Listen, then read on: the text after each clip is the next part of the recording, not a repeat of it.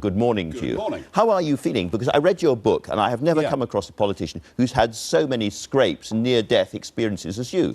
I have had a few, but then you've been through a bit of trauma yourself, and you're back here doing the programme. And So I here did we it. I did at the early part of the campaign have a bit of a bad back. Men are not always very good at looking after their health, and I wasn't true. going for physio and treatment, and now I am, and I'm fine. Physio are absolutely essential. Now, David Cameron has made it clear several times recently that he doesn't think you're going to get any seats at all. I know. It's Desperate Dave, isn't it? Desperate Dave saying to these voters that have left him over the course of the last 5 years, please come home, I think is the phrase he uses.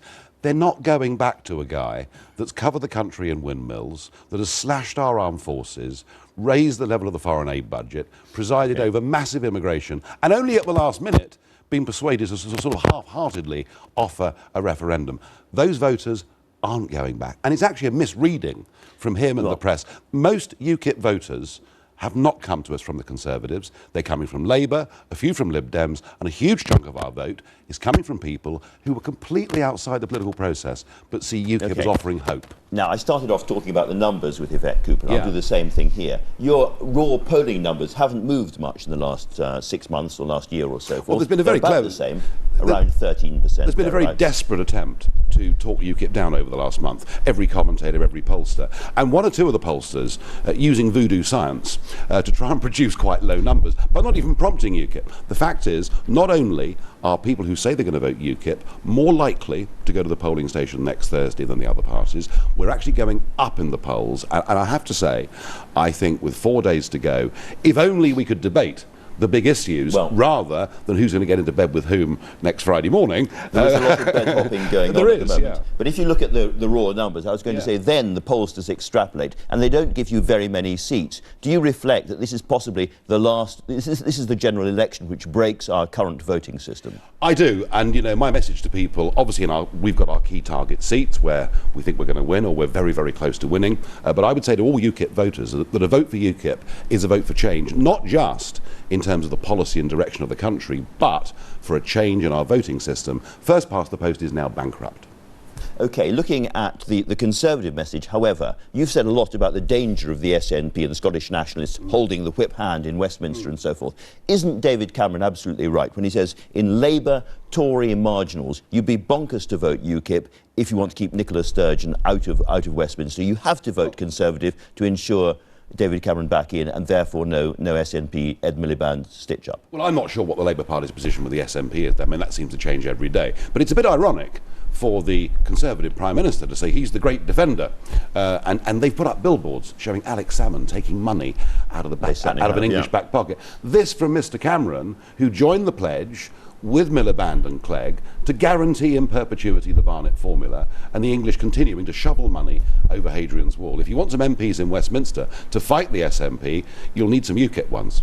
Now, you've been described by Vernon Bogdanor, a constitutional expert, your party, as a nascent English nationalist party. Is there some truth in that? We are the only party represented in all four, electorally represented in all four corners of the United Kingdom. Some of our polling stats in Wales are better than our polling stats in England. So no, in England and Wales, we're strong. In Northern Ireland, we have a presence in Stormont.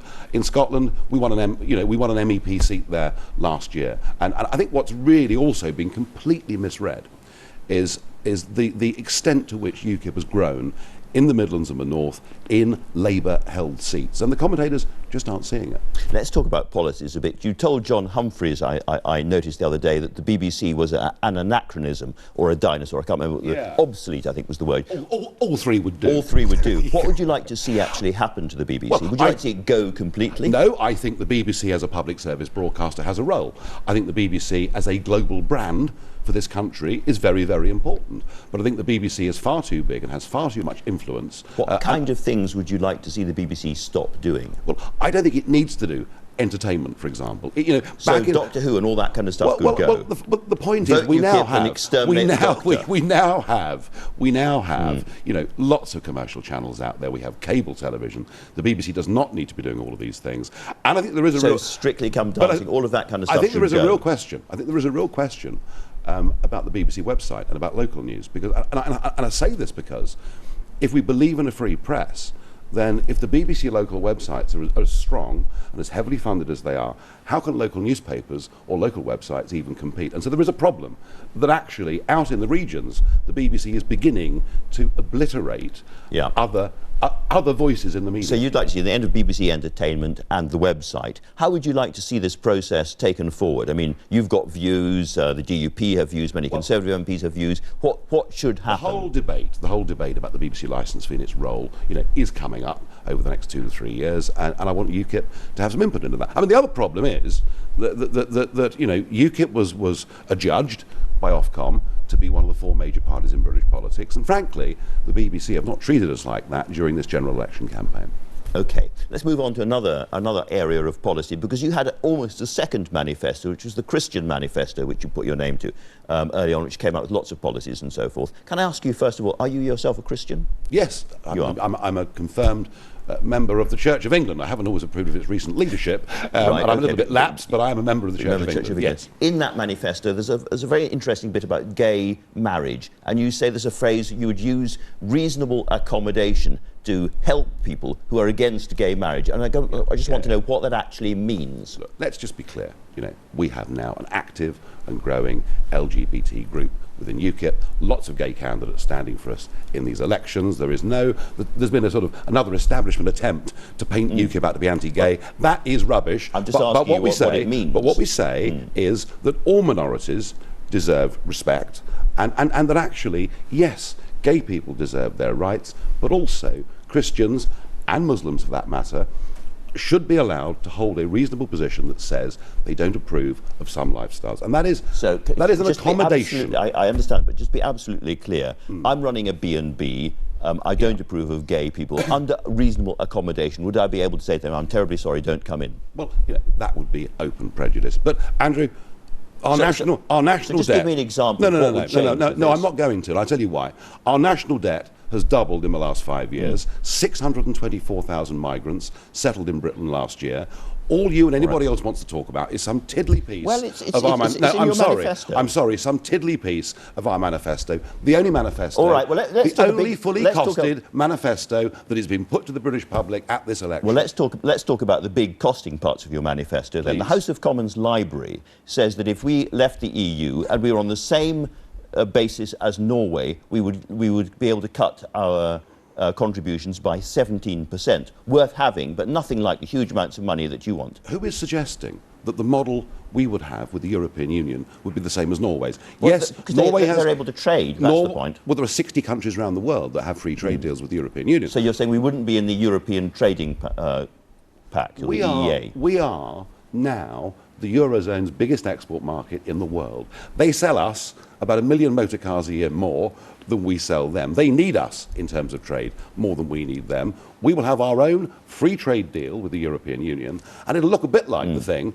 my parents thought they were voting for 40 years ago in the referendum. Friendship, free trade, cooperation, but the ability to make our own global trade deals with the emerging economies of the world, many of which, incidentally, are in the Commonwealth. Now, I'm going to be talking to Nick Clegg in just a moment, and I'm sure we'll come on to the subject of an EU referendum. How optimistic are you that a Conservative-dominated government will deliver a referendum that's a fair one?